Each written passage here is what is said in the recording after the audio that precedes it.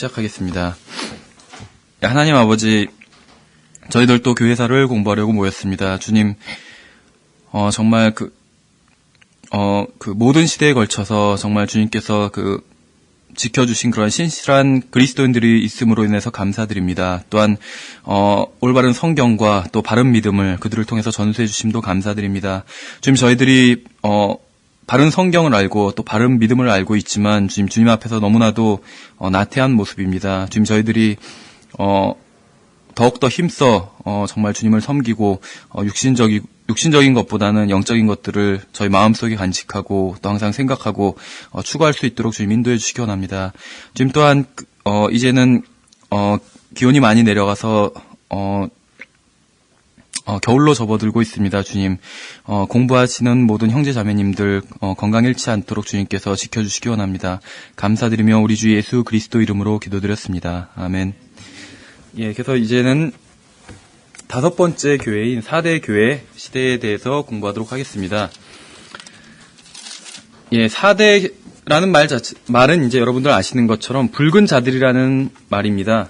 그래서 4대 교회는 이제 교회사 책마다 약간씩 다르지만 대략 AD 1000년경부터 1500년까지라고 보는 게 적당한 것 같습니다. 뭐 약간 차이는 있습니다. 그래서 시대별로는 이제 완전히 암흑 시대로 들어간 시대로부터 시작해서, 그러니까 대략 사건으로 치자면 십자군 전쟁, 또 교황권이 굉장히 이제는 강해지기 시작한 시기입니다. 물론 이제 이 강해지면서 약간은 좀 혼란이 있었어요. 그래서 짧은 기간 동안에 수십 명의 교황이 단지 몇 년 제위하고 바뀌고 이런 식으로 굉장히 혼란도 있었고, 또 그 교황, 그러니까 완전히 그 세속 권력과 어떻게 보면 분간할 수 없을 정도로 정치적이 되어가지고, 암살하기도 하고, 서로 그러니까 이전의 교황을 암살하고 자기가 그 자리에 앉기도 하고, 또 어떤 경우에는 서로 그 교황이 한꺼번에 3명이 제위했던 적도 있었다고 그래요. 그러니까 제일 유명한 게 아비뇽과, 그러니까 아비뇽에도 교황이 있었고, 또 로마에도 교황이 있었고, 이런 시대도 있었잖아요.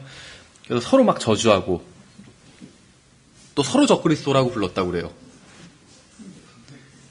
어떻게 보면 두 사람의 말이 다 맞을 수도 있는 것이죠. 그러니까 어떤 분은 거기에 대해서 그렇게 코멘트를 다시더라고요. 서로 적그리스도라고 교황이, 2명의 교황이 아비뇽과 로마에 존재했던 적이 있었거든요. 이제 이 4대 교회 시대가 시작될 때. 그러니까 서로 적그리스도라고 부르는데 그것은 서로 자신이 구원받지 못했음을 인정하는 것이다. 이렇게 얘기를 하게 돼요. 왜냐하면 적그리스도가 나타나기 전에 교회는 들림을 받잖아요. 그러니까 한쪽이 적그리스도라면 한쪽은 구원받지 못한 사람인 거죠. 반대도 마찬가지고.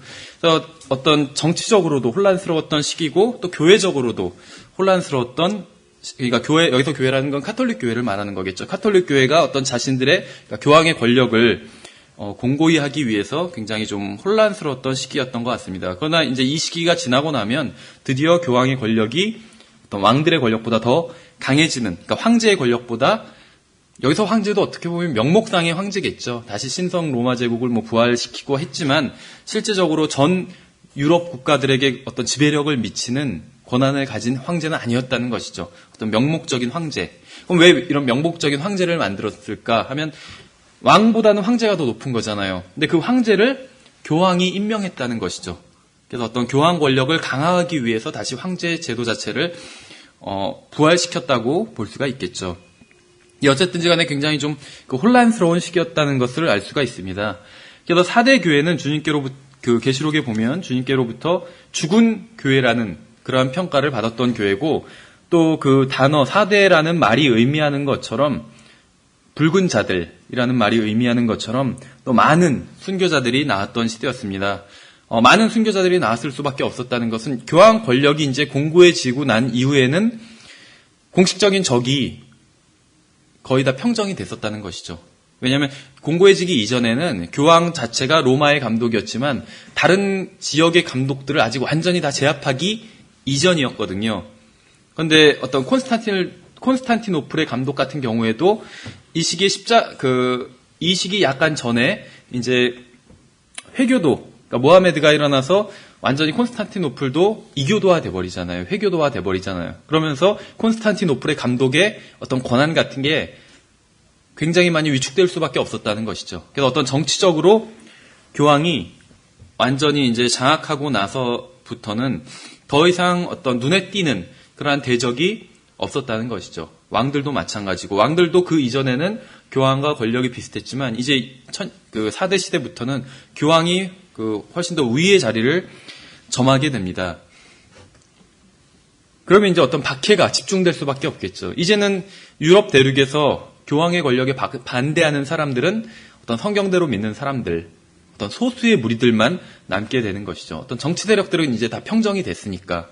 그래서 더 극심한 박해가 교회, 그러니까 참된 교회에 이뤄지게 되는 것이겠죠. 그래서 붉은 자들이라는 이러한 이름이 걸맞는 것 같습니다. 나중에 보시면 아시겠지만 이 카톨릭 교회 내부에서도 많은 바른 믿음을 추구했던 사람들이 나오게 됩니다. 그 사람들에게 이제 순교를 시킬 때 어떤 머리에 관 같은 걸 씌우고 또 아니면은 옷 같은 것도 어떤 자기네가 어떤 마귀 그림을 그려놓는다든지, 그러니까 이 순교자들이 마귀 들린 사람들이다 이렇게 이제 정죄를 하기 위해서 이제 그렇게 했었는데 그 순교자들이 썼던 모자가 어떤 붉은 모자였다고 합니다. 그러니까 피로 물들어서 붉은 모자였겠죠. 그래서 어떤 붉은 자들이라는 이 시대를 나타내는 이 단어가 더 어울리는 것 같습니다. 그래서 에베소 교회는 처음에 온전히 목적된 이런 뜻이었고, 서머나 교회는 모략, 많은 순교자들이 있었죠. 모략은 죽음과 관련이 있으니까. 버가모 교회는 많은 결혼. 그래서 교리적으로 완전히 잘못된 교리들이 교회 안으로 대거 들어오게 되는 것이죠. 그다음에 두아디라 교회는 고통의 향기.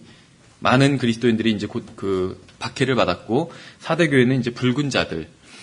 이제 물론 순교자는 어느 시대나 다 있었지만 이 사대 교회는 역사적으로 어떤 굵직굵직한 개혁자들이 나오고, 그러니까 어떻게 보면 개혁의 서막을 알리는 사람들이겠죠. 또 이 사람들이 당연히 대부분은 순교를 당하게 됩니다. 예, 그 다음 시대, 빌라델비아 시대는 형제 사랑. 그래서 이제 어떤 선교가, 성경이 널리 보급되면서 이제 1세대기 시작하면서 널리 보급되면서 어떤 선교가 본격적으로 이루어지죠. 그다음 이제 마지막 시대인 라우디게아 시대는 어떤 시민의 권리, 교회 내에서 주님의 권리보단 사람들의 권리가 더 강조되는 어떤 민주주의로 대변되는 그러한 사회가 도래하게 되는 것이죠. 어쨌든지 간에 이제 저희는 4대 교회, AD 1000년부터 대략 1500년경까지, 그래서 암흑시대부터 종교개혁 직전까지라고 보시면 됩니다. 그래서 저희들이 오늘 살펴볼 것은 어떤 루터가 등장하기 전까지, 시기적으로는 약간 또 넘어서는 것도 있는데, 대략 루터까지 보고 다음 시간에 이제 루터부터 시작하는 걸로 이렇게 생각하시면 좋을 것 같습니다. 예, 그래서 교회들이 보시는 것처럼 이렇게 하나의 좀 대칭을 이뤄서 이렇게 7교회가 나타나 있습니다. 그래서 에베소 교회는 이 주님 앞에서 사랑이 없었던 교회고, 또 고난 가운데 충성했던 서머나 교회, 또 악을 용납했던 버가모 교회, 또 악의 누룩이 퍼져 있던 두아디라 교회에 대해서 살펴봤었죠. 그래서 4대 교회는 이제 생명이 없는 교회로서 어떻게 보면 첫사랑을 잃은 에베소 교회와 유사한 면이 있고, 또 두 번째 교회인 서머나 교회는 우리가 이제 살펴볼 어떤 면에선 빌라델비아 교회, 다음 시간에 살펴볼 유사한 면이 있고, 예, 버가모 교회는 라우디게아 교회와 유사한 면이 있고, 이렇게 정리를 할 수가 있습니다. 예, 그래서 먼저 이제 4대 교회에 대해서 기록된 하나님의 말씀을 살펴보도록 하겠습니다. 계시록 3장 1절부터 6절까지인가요? 예, 1절부터 6절까지 4대 교회에 대한 말씀입니다. 이 사대라는 도시 자체가 이제 역사적으로는 어떤 높은 언덕 위에 세워져 있던 도시라고 합니다. 그래서 이 지역이 그래서 어떤 난공불락의 도성이었다고 하고, 외적의 침입이, 우리나라는 굉장히 많이 외적의 침입을 받았었잖아요. 여기서 난공불락의 어떤 도시였기 때문에 3번 정도 적은 외적의 침입만 있었다고 합니다. 그래서 어떤 도시적으로 굉장히 큰 자부심을 가지고 있었다고 그래요. 자만심이 있었고, 또 어떤 상업이 번창했고, 그렇기 때문에 물질적으로도 부유했고, 그래서 부족한 것도 없던 그러한 도시였다고 합니다. 그래서 이런 도시에 교회가 있으면 당연히 교회도 또 그 영향을 받을 수밖에 없겠죠. 일반적으로 그렇게 목회를 만약에 한다면, 대상을 삼아야 된다면, 일반적인 경우에는 중상층이라고 하면 뭐하지만 사회에서 이렇게 가난한 사람들도 있고 부유한 사람들도 있잖아요. 근데 딱 중앙 계층을 목표로 정해서 시작을 해야 한다고 합니다. 그러니까 이제 목회를, 물론 특별한 목회, 교도소 목회 이런 걸 할 수도 있겠지만, 보통 어느 지역에 가서 이제 교회를 시작해야겠다 한다면 부유한 사람들을 상대로 난 목회를 하겠다. 이것도 좀 적절하지 않고 어떻게 보면 또 빈민들을 상대로 하겠다. 이건 약간 좀 특별한 케이스예요. 하지만 이것도 어떻게 보면 적절하지 않고 평균적인 사람들을 그 대상으로 삼아서 목회를 하는 것이 이제 가장 어떻게 보면 스탠다드한 목회라고 보시면 돼요. 그럼 빈민들을 상대로 하는 것은 잘못됐냐? 그건 아니죠. 다만 더 큰 어려움이 있습니다. 빈민들을 상대로 하는 것은. 그리고 또 그 교도소 목회 이런 것도 굉장히 큰 어려움이 있어요. 그래서 어떻게 보면 교도소 같은 곳 가서 설교를 하고 목회를 하는 것도 그 좋은 경험을 쌓고 할 수는 있지만 굉장히 물론 목회를 하기 위해서는 목사가 인격적으로 많이 성숙해야 되겠지만 더 인격적으로 성숙해야 된다고 하더라고요. 왜냐면 단순히 교도소 가서 말씀만 전하는 것으로 끝나는 것이 아니라 그 사람들이 출소를 하면 또 찾아오거든요. 그래서 주변에 그런 소위 이제 전과자였던 사람들로 북적대게 되거든요. 그래서 어떤 인간적인 면으로 보면 다루거나 양육하기도 굉장히 힘들고 그런 면이 있다고 합니다. 예, 어쨌든지 간에 이렇게 4대 교회는 나름대로는 좀 부유한 지역이었어요. 물론 이제 나중에 나오는 라우디가 교회만큼은 아니겠지만 그리고 또 영적인 면에 있어서도 어느 정도는 평균적인 것은 가졌던 것 같아요. 나중에 보시면 아시겠지만 다른 교회에서는 뭐 이세벨이 있었고 발람의 교리도 있었고 니콜라당의 어떤 교리도 있었고 어떤 사탄의 또 자리가 있었던 곳이라 하면서 주님께 책망도 받았잖아요. 근데 4대 교회에 대한 말씀을 보면 그런 것이 전혀 없다는 것을 볼 수가 있어요. 그래서 어떤 심각한 교리적인 도전이나 이런 것이 전혀 없었다는 것이죠. 일단 이제 계시록에 나온 말씀만 본다면. 그런데 이제 가장 어떻게 보면 치명적인 결함을 가지고 있었습니다. 어떻게 보면 에베소 교회와 유사하다고 볼 수도 있겠죠. 에베소 교회도 교리적으로는 굉장히 탄탄했잖아요. 그러나 주님에 대한 첫사랑을 잃어버린 상태였었죠. 마찬가지로 4대 교회도 어느 정도는 어떤 것들은 했지만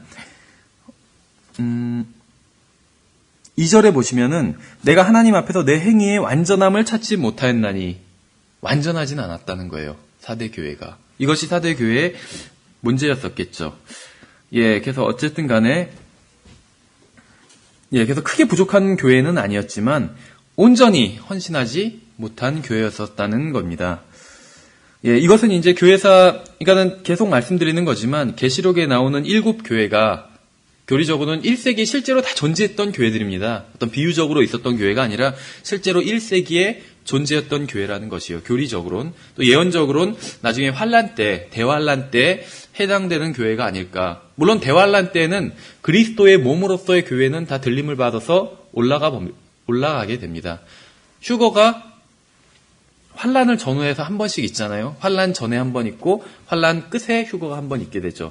환란 전에는 2000년간 살았던 그리스도인들이 들림받아서 올라가게 되는 것이고 환란 후에 끝에는 7년 대환란에서 견뎌낸 통과한 그러한 그리스도인은 아니지만 하나님 주님의 이름으로 모인 무리들이 들림받게 되는 것이겠죠. 주로 이제 유대인들이라고 보면 되겠죠. 예, 이제 그렇게 봤을 때 그렇게 볼 수가 있는데 이제 교회사적으로 봤을 때는 이것이 바로 종교개혁의 바로 전 시대죠. 그래서 종교개혁 거의 시대라고 볼 수가 있습니다. 이제 그렇게 평가를 했을 때 주님께로부터 완전하지 못하다고 그렇게 평가를 받았는데 어떻게 보면 종교개혁에 대해서도 우리가 성경적인 관점에 맞서 봤을 땐 같은 평가를 할 수가 있겠죠. 종교개혁이 긍정적인 면이 분명히 있어요. 카톨릭으로부터 나왔다는 거. 그 당시에는 그거 하나만 해도 엄청나게 그것이 큰 일이었다고 볼 수가 있습니다. 대부분의 사람들은 어떻게 하면 구원을 받을 수 있는가, 어떻게 하면 하늘나라에 갈 수 있는가에 대해서 잘못된 생각을 가지고 있었죠.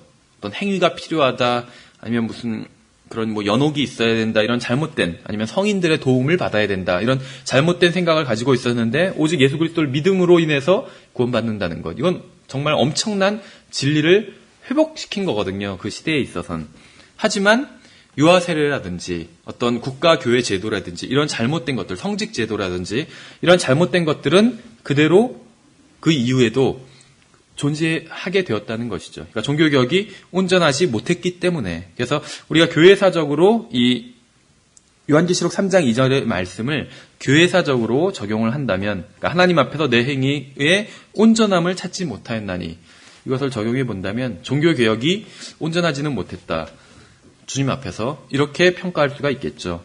예, 그 다음에 이제 사대교회에 대한 평판 부분을 보시면 살아있다는 이름을 가지고 있으나 죽었도다 라고 이제 주님께로부터 평가를 받게 됩니다. 그래서 이 사람들은 스스로 자기들이 살았다고 생각했지만 주님의 평가는 죽었다는 그런 것이었죠. 죽었다는 선언이었죠. 그래서 외적으로는 훌륭해 보이지만 교회 안에 생명이 없었다는 것이에요. 그래서 우리는 그 앞에 교회의 예를 통해서도 사람들의 평가와 주님의 평가가 얼마나 다른지 충분히 경험을 했었죠. 실제적으로 근데 이런 그 경험을 저도 개인적으로 한 적이 많았었어요. 어떤 외면만 보고 이제 과거에 어떤 사람 지금은 굉장히 가깝게 교제를 하시는 분인데 과거에 처음 봤을 때는 정말 외모가 너무 형제님인데 이제 외모가 너무 비호감이었어요, 진짜. 그래서 그리고 뭐 별로 당연히 영적으로 보이지도 않았고 어떤 인간의 그냥 육신의 눈을 통해서 봤을 때 그래서 별로 친하고 싶지 않다 하는 그런 생각을 가졌었어요. 그 형제님을 처음 봤을 때. 그러니까 저의 어떤 육신적인 반응이었겠죠. 근데 나중에 이제 그 안지가 지금 몇 년이 지났는데 지금 와서 보면은 너무 그 내면은 훌륭한 형제님이거든요. 근데 처음 봤을 땐 그것을 알 수가 없었잖아요. 내면이 훌륭한지는. 그러니까 진짜 사람들의 어떤 그 평가라는 게 신뢰할 만하지 못하더라고요. 그분이 상처 입을까 누군지는 말씀을 못 드리지만, 예, 정말 근데 그런 경험이 많이 있었어요. 종종 있었어요. 정말 우리 눈으로 보는 게 정확하지 않다는 것. 네, 뭐, 인터넷이나 이런 데도 보면은 어떤 사람들이 착시 현상 일으키는 이런 것들이 가끔 글이 올라올 때가 있거든요. 그래서 뭐 물속에 그 젓가락 넣으면 굽어 보이잖아요. 그러니까 사람의 눈이라는 게, 그러나 실제로는 굽지 않았는데 그 젓가락이. 그러니까 사람의 눈으로 평가한다는 게 참, 정말 많은 정말 한계가 있더라고요. 어쨌든지 간에 교회에 대한 평가도 주님께서 이렇게 평가를 해주셨으니까 우리가 바로 알고 있지, 만약에 우리가 이런 교회를 본다면 어떻게 보면 훌륭한 교회라고 할 수도 있을 것 같아요. 그렇죠. 또 이런 그리스도인을 본다면. 주님의 평가는 다르다는 것이죠. 예. 지난번에도 말씀드렸지만 이게 이제 교회에 대한 평가지만 그리스도인에 대한 평가라고 보셔도 될 것 같아요.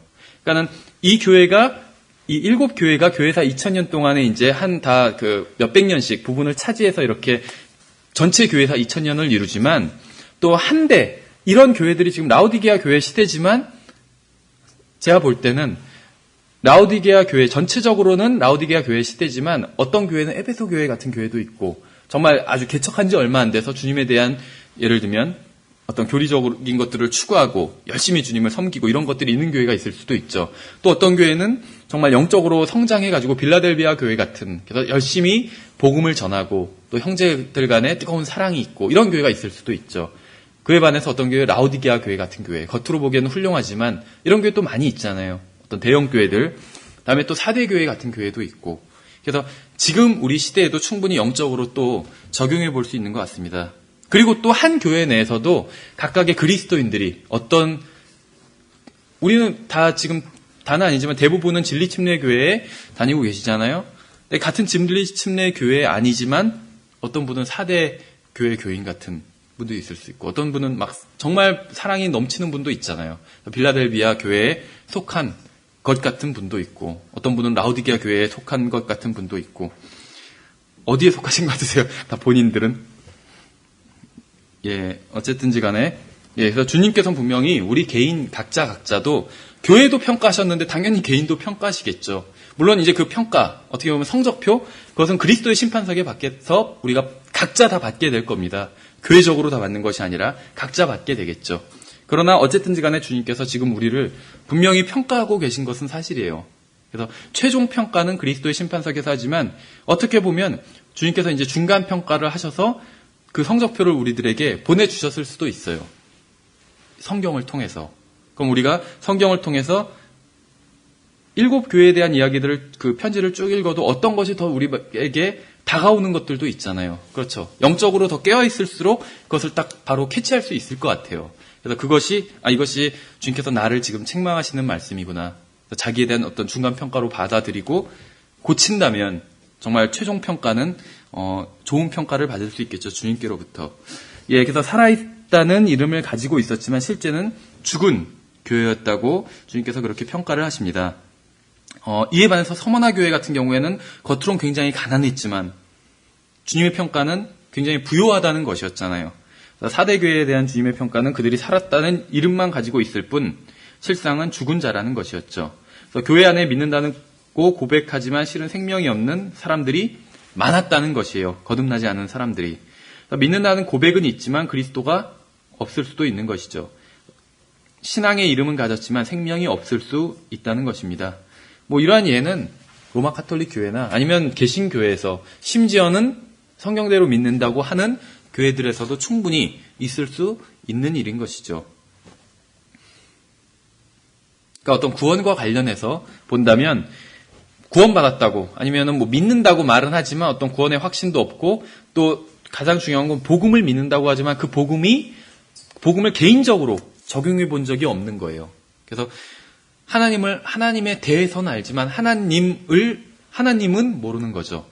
마치 우리가 노무현 대통령 아니면 이명박 대통령에 대해서는 알지만 개인적으로는 모르는 사이잖아요. 그것과 같이. 그래서 개인적으로 하나님과 개인적으로 예수 그리스도와 만나본 경험이 없는 사람들이 교회 내에 많았다는 것이죠. 이 4대 교회에는 물론 4대 교회에 있는 사람들이 다 그런 것은 아닙니다. 그래서 자기 옷을 더럽히지 않은 사람들. 여기서 이제 자기 옷은 나중에 보시면 알겠지만 행위를 말하는 것이거든요. 어떤 예수 그리스도의 피로 깨끗이 씻겨진 그 옷을 말하는 게 아니라 자기 각자의 행위를 말하는 것입니다. 그래서 주님 앞에서도 정말 어떤 훌륭한 행위를 보였던 그리스도인들이 분명히 4대 교회도 있었어요. 그래서 이것을 또 이제 교회사적으로 적용해 본다면 이 4대 교회 시대에는 전체적으로 보면 완전히 암흑시대고 로마 카톨릭이 이제 말씀드렸던 것처럼 자신들의 어떤 권력을 굉장히 이제 자신들의 권력, 정치적인 권력과 또 잘못된 거짓 교리들을 이제는 거의 대부분 다 정착시키는, 이제 정착되는 그러한 단계였습니다. 그래서 영적인 측면에서 보면 어두움이 완전히 칠흑 같은, 암흑 같은 시대였다고 볼 수가 있겠죠. 어두움이 창궐했던.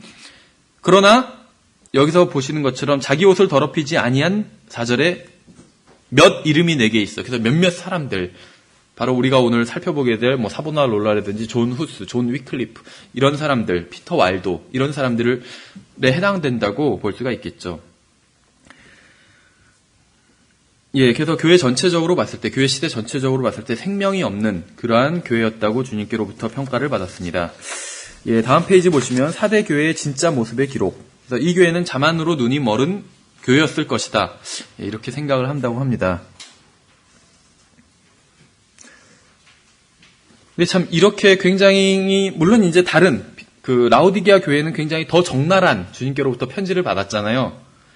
이런 편지를 지금 1세기에 이게 진짜 실제로 존재했던 교회였거든요. 4대라는 지역에 존재했던 교회들이 있었어요.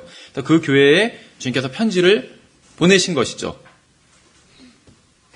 그러니까는 진짜 어떤 교회는 이런 편지를 받았다는 거예요. 문자 그대로. 어떤 영적인 적용이 아니라. 그렇죠. 신약 성경이 완성되기 이제 전에. 그랬다면 어땠을 것 같아요? 이 교회가 이 편지를 받았을 때. 그렇죠.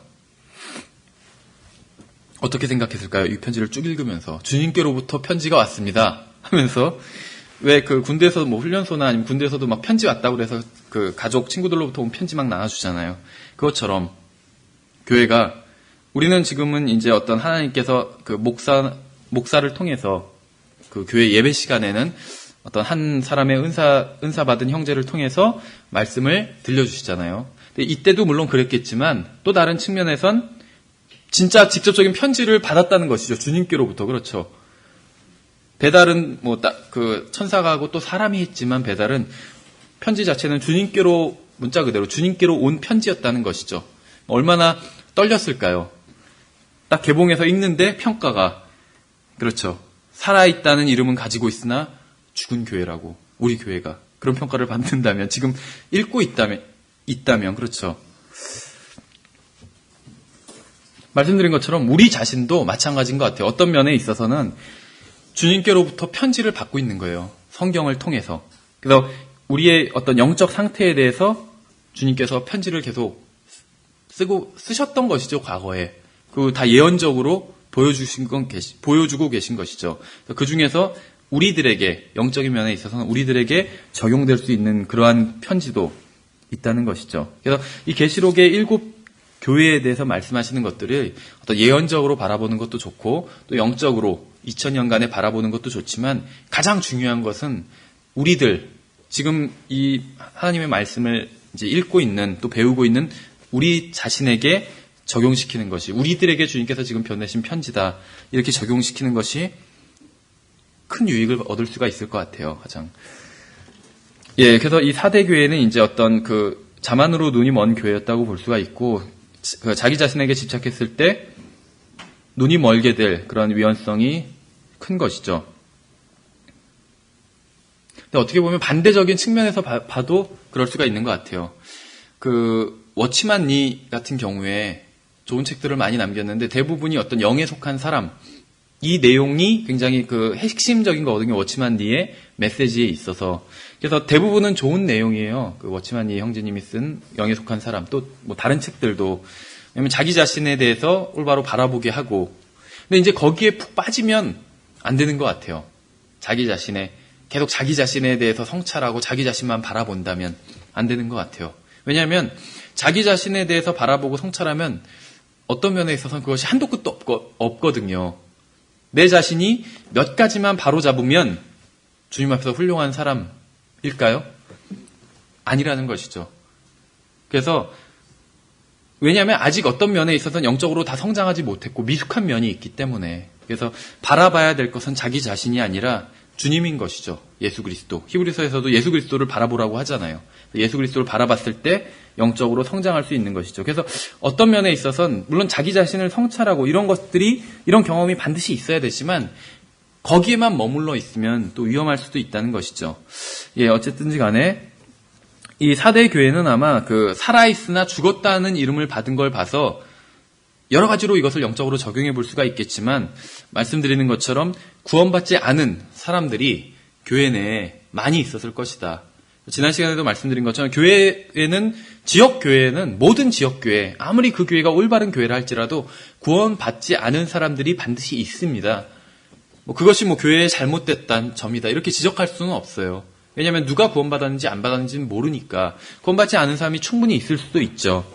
그러나 문제는 구원받지 않은 사람들이 굉장히 많아지고 또 그 사람들이 어떤 영적인 직분 교회에서 가르치는 일이라든지 목사라든지 아니면 집사라든지 집사도 영적인 직분이거든요.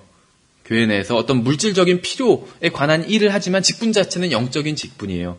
교회는 집사는 예를 들면 성경도 잘 몰라도 되고 그냥 물질적인 일만 하니까 그런 직분은 아니라는 것이죠. 영적인 직분이라는 것이죠. 집사 자체도.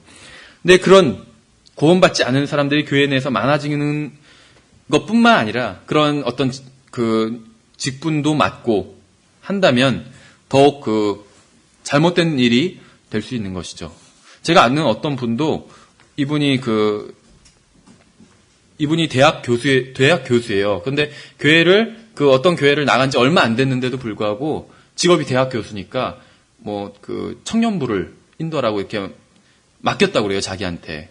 그래서 자기는 지금 자기의 구원도 확신하지 못하고 있거든요. 자기가 구원받았는지 안 받았는지도 몰라요, 물어보면. 그런데 오래전 일인데, 근데 자기가 대학 교수라는 그 이유 하나만으로 청년부를, 성경 공부를 가르쳐야 되는 그런 위치에 서게 된 거예요. 그래서 굉장히 고민이 많았었거든요, 이분이. 그래서 정말 성경을 열심히 공부했다고 하더라고요. 그래서 결과적으로는 좋게 된 것 같아요. 그래서 나중에는 신앙을 갖게 됐어요. 성경을 진지하게 공부하니까 이것이 정말 옳구나 하는 것을 알게 됐다고 그래요. 그래서 결과적으로는 어떻게 보면 합력해서 선을 이룬 것이죠. 그러나 사실은 잘못된 것이죠. 구원을 받았는지 안 받았는지, 구원의 확신도 없고 구원을 받았는지도 모르는 그런 사람을 단순히 어떤 사회적인 지위가 좋다고 그래서, 높다고 그래서 그 다음에 교회에서 그 어떤 성경을 가르치는 일로 바로 그렇게 쓴 것이죠. 그래서 어떤 4대 교회도 아마 이런 구원받지 않은 사람들이 많이 있었지 않았을까 이렇게 상상해 볼 수 있다는 것입니다. 그래서 한쪽 면으로는 그렇고 다른 한쪽 면으로는 구원을 받았는데 영적인 면에 있어서는 죽어버린 또 그런 경우를 들 수도 있겠죠. 그러니까 여기서 죽었다는 것은 살아있으나 죽었다, 실제로는 죽었다. 이 표현은 실제로는 구원받지 않았는데 구원받지 않은 교회 회원들이 많이 그 교회에서 많은 그 퍼센테지를 비율을 차지하고 있다 이렇게 볼 수도 있고 다른 한면으로는 구원은 실제로 받았어요. 그러나 영적으로 죽어있는 상태, 전혀 성장을 못했던지 아니면 성장을 했다가 백슬라이딩 했던지 그런 상태인 것이죠.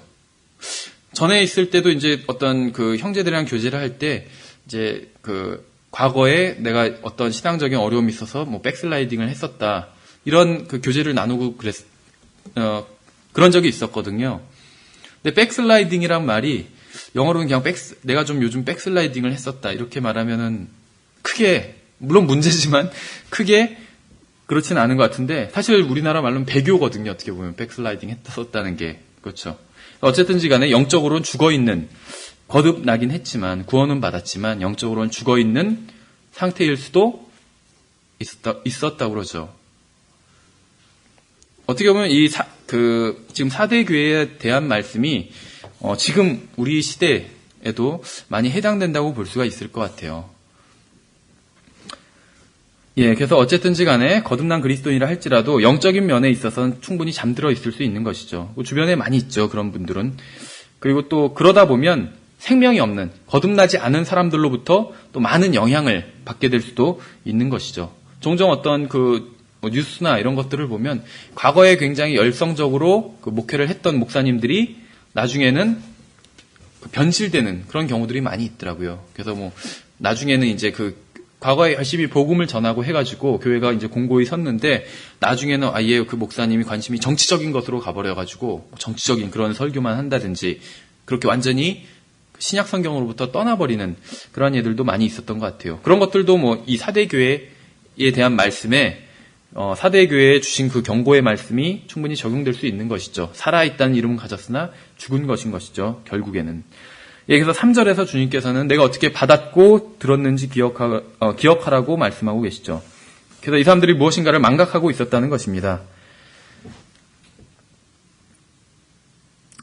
그래서 이 사람들이 이 4대 교회, 이 성도들이 이미 충만한 영적 생활을 할 수 있는 능력을 주님께로부터 부여받았다는 것이에요. 다른 한면으로 보자면 이 말씀은. 그렇죠. 왜냐하면 주님께서는 이 사람들은 어쨌든 간에 지금 실제적으로 구원받지 않았든 영적인 죽으로 죽어있든 간에 죽어있는 상태예요. 교회의 전체적인 평가는. 근데 이 사람들이 만약에 주님께로부터 받은 것이 별로 없기 때문에 영적으로 성장하지 못하고 이런 상태에 있다면 주님께서 무엇인가 새로운 걸 주시겠다고 약속하셔야 되는데 그러지 않았다는 것이죠. 주님께서는 기억하라고 말씀하셨어요. 그럼 과거에 무엇을 받았고 그래서 내가 어떻게 받았고 들었는지 과거에 주님께로부터 어떤 은사를 받은 것이 있었던 교회였다는 것이에요. 또 과거에 하나님의 말씀을 들은 것이 있었던 교회였던 것이죠. 그래서 이 교회가 지금 해야 될 일은 기억하는 일이었어요. 그렇죠. 근데 우리들 중에 대부분도 그런 경우가 많은 것 같아요. 이미 주님께로부터 어떤 은사를 받은 것이 있다는 것이죠. 다만 그것을 자기가 이제 모르는 경우도 있고 그래서 정말 주님 앞에서 성공하는 것은 내가 받은 은사가 무엇인지 바로 아는 것. 이것이 이제 첫 번째 단계겠죠. 그리고 그 다음엔 자기가 그 받은 은사를 주님께서 자기에게 주신 은사를 자기를 통해서 주님을 섬길 수 있도록 자기 자신을 내어드리는 것이겠죠. 근데 어쨌든지 간에 자기가 받은 은사가 무엇인지 아는 것이겠죠. 근데 어떤 사람들은 은사가 무엇인지 아는데 그것을 잊어버린 경우도 있을 수 있겠죠. 그래서 주님께서는 받은 것을 기억하라고 그렇게 말씀하고 계신 것이죠. 또 무엇을 들었는지도 기억하라고 이렇게 말씀하고 계신 것입니다. 예, 그래서 우리가 거듭날 때 이 대부분의 은사들은 나중에 주어진다기보다는 거듭나는 순간, 그러니까 거듭날 때 이미 주어졌던 경우들이 있는 것 같아요. 그래서 우리가 거듭나는 때 우리가 상상외로 주님께로부터 많은 것을 받았다는 것이죠. 우리가 모르고 있을 뿐이지. 그렇죠. 그래서 예수 그리스도를 믿는다는 것, 이것에 대해서 이제 그러니까 복음을 전하면 예수 그리스도를 믿으라는 거잖아요. 복음을 전하는 게. 그렇게 복음을 전하면 세상 사람들은 굉장히 거부감을 들어하고 자기가 무엇을 잃어버리는 것처럼 이렇게 생각을 하지만 실제로는 아닌 것이죠. 예수 그리스도를 믿는다는 것은 잃는 것이 아니라 얻는 것이죠. 그 얻는 것은 단순히 어떤 구원 이런 것이 아니라 그것을 더 넘어서서 주님을 섬길 수 있는 은사까지도 또 영적으로 성장하고 영적으로 다른 사람을 섬길 수 있는 그러한 은사까지도 받는 것을 포함하는 것이겠죠. 여기서 4대 교회는 놀라운 잠재력을 가지고 있었지만 받은 사명을 완수하지 못했어요. 2절에서 말씀하시는 것처럼 하나님 앞에서 행위가 완전하지 못했다고 말씀하시는 것처럼 완전하지는 못했다는 것이죠. 여기서 2절 하반절에서 내가 하나님 앞에서 내 행위의 완전함을 찾지 못하였나니 라는 말씀을 통해서 우리는 교회가 어떤 이유로 인해서 성장이 중단되었다는 것을 알 수 있다는 것입니다. 이 4대 교회가. 어떻게 보면 우리 교회도 마찬가지일 수가 있겠죠. 어떤 교회는 이제 바른 교회이긴 한데, 그러니까는 바른 성경을 믿고 또 교리는 바른 것을 믿어요. 그래서 바른 교회인데 성장이 중단된 교회들도 있더라고요. 그러니까는 물론 이제 다른 교회에 다니는 어떤 형제들을 판단하는 건 아니지만 오래간만에 만나서 교제를 해보면 어떤 과거에 성장했던 데서 멈춰 있는 경우들도 있는 것 같아요. 물론 이제 다른 그리스도인 또 저를 만났을 때 그렇게 판단할 수도 있겠죠. 그래서 어떤 잘못된 교리들, 로마 카톨릭, 은사주의 이런 것들에 대해서는 굉장히 잘 알고 있어요. 근데 그걸 넘어서서 더 이상 성장한 어떤 영적인 성장은 전혀 이루어지지 않은 그런 경우들도 많이 있더라고요. 어쨌든 간에 4대 교회도 어떤 이유가 있어서 영적인 성장이 중단돼 버린 것이라고 볼 수가 있습니다. 그래서 대부분의 경우엔 이건 4대 교회뿐만이 아니라 어떤 물질주의, 아니면 세상적인 야망, 아니면 또 다른 편으로 영적인 야망이 있을 수도 있겠죠. 아니면 육신적인 모습, 이런 죄들이 분명히 있었을 것이라고 볼 수가 있습니다. 성경에서 이러한 예를 본다면 삼손은 굉장히 놀라운 재능을 가지고 있었잖아요. 그렇죠. 삼손이 주님께 헌신하고 나서 어떤 재능을, 은사를 받았던 것은 아니었다는 것이죠. 처음부터 삼손은 큰 은사를 받았었어요. 주님의 특별한 목적 하에. 마찬가지로 그리스도인들도 마찬가지죠. 주님께서는 우리 각자 개개인을 향해서 특별한 목적을 가지고 계시다는 것입니다. 그래서 은사를 주신 것이에요.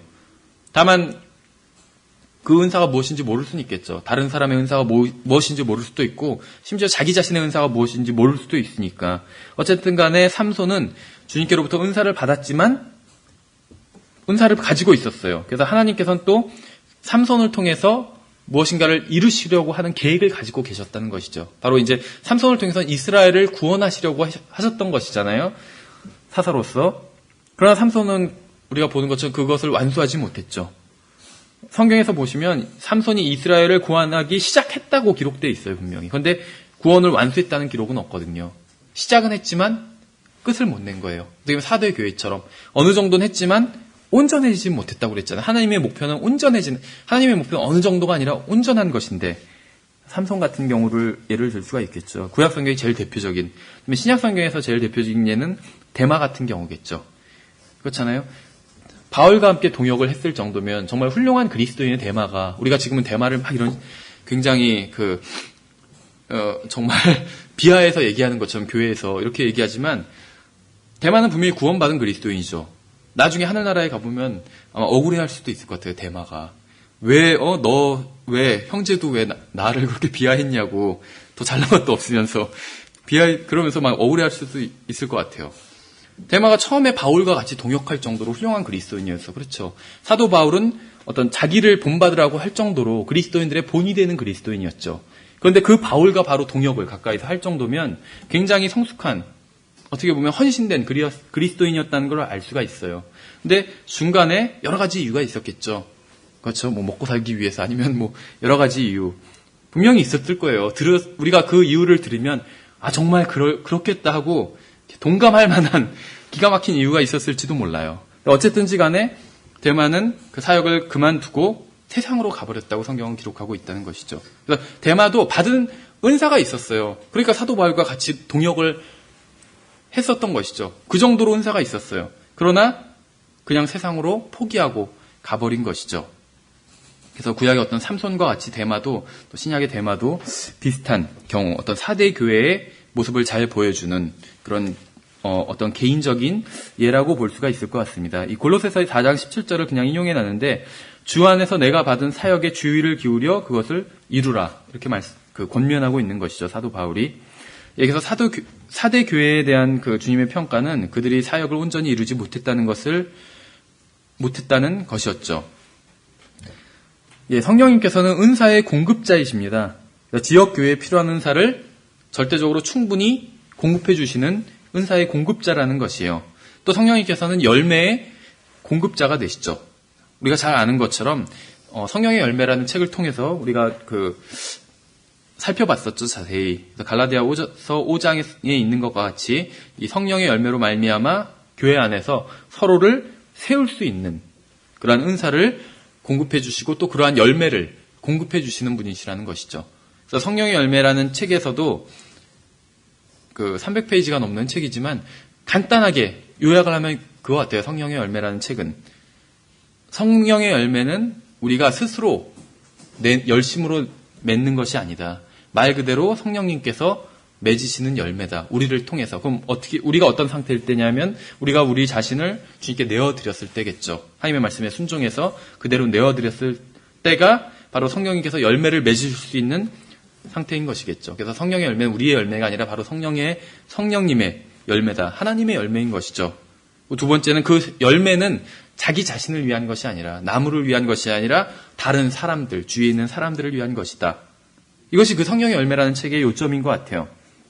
그래서 이런 개인의 은사도 마찬가지입니다. 개인의 은사는 자기 자신을 위한 것이 아니라는 것이에요. 개인의 은사는 그리스도의 몸인 교회, 또 눈에 보이는 그리스도의 몸이 바로 지역교회잖아요. 그리스도의 몸은 보이지 않아요.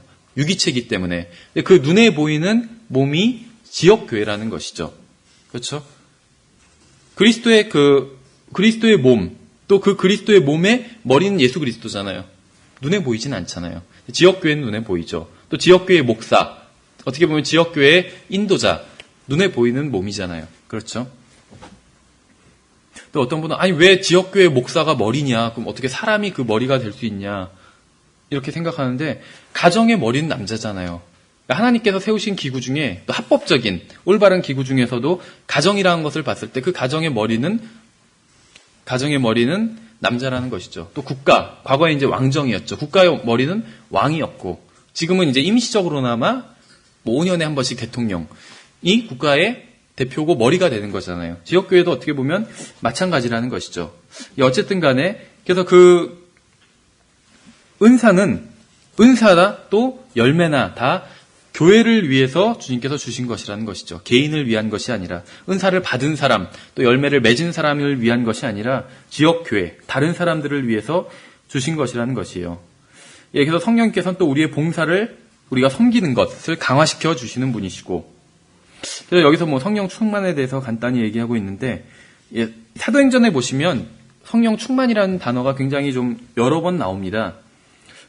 이 성령 충만이라는 것을 어떻게 보면 한편으로는 정의하기가 어렵기도 하고 다른 한편으로는 또 여러 가지로 다방면으로 정의할 수 있는 것도 같아요. 마치 믿음이란 단어도 그런 것처럼 믿음도 이것이 무엇인지 정의할 수는 없잖아요. 그렇죠?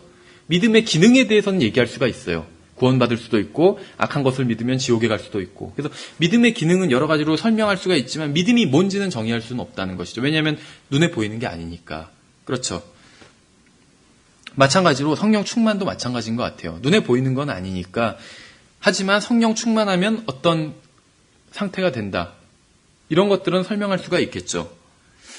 당연히 성령 충만이 은사주의자들이 말하는 것처럼 무슨 그런 것이 성령 충만이 아니라 어떤 병 고친다든지 이상한 방언 말한다든지 무슨 그런 것들이 성령 충만이 아니라 구원받았을 때 이미 그리스도인들이 성령님을 받았잖아요.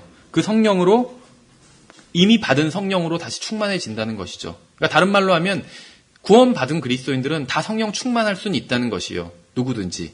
왜냐하면 이미 성령님을 받았기 때문에. 그렇죠. 내가 이미 받아서 내 안에 거주하시는 그 성령님이 충만해지시면 내 안에서 충만해지시면 성령 충만해지는 거니까. 그럼 내 안에서 충만해진다는 게 뭐냐 하면 다른 말로 하면 그 말인 것 같아요. 성령의 통제 아래 전적으로 들어가게 되는 것. 이것이 성령 충만이 아닌가. 그러니까 이것은 어떻게 보면 말만 바꾼 것이죠. 성령 충만하다는 건 자기 안에서 성령님이 충만하다는 것이잖아요. 그렇죠.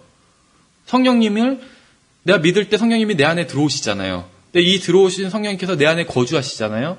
근데 이 거주하시는 성령님께서 내 안에서 충만해지신 것이에요. 그게 성령 충만이죠. 근데 그리스도인들이 항상 성령 충만한 것은 아니란 것이죠.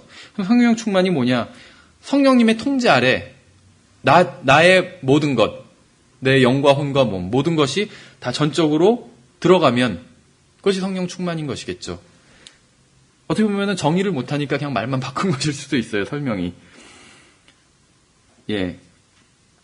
다만 이제 가장 전제되는 조건은 성령 충만하기 위해서는 어떻게 보면 제가 만든 말인데 성경엔 없고 성경 충만해야 되지 않나 먼저. 성경으로 충만해야지.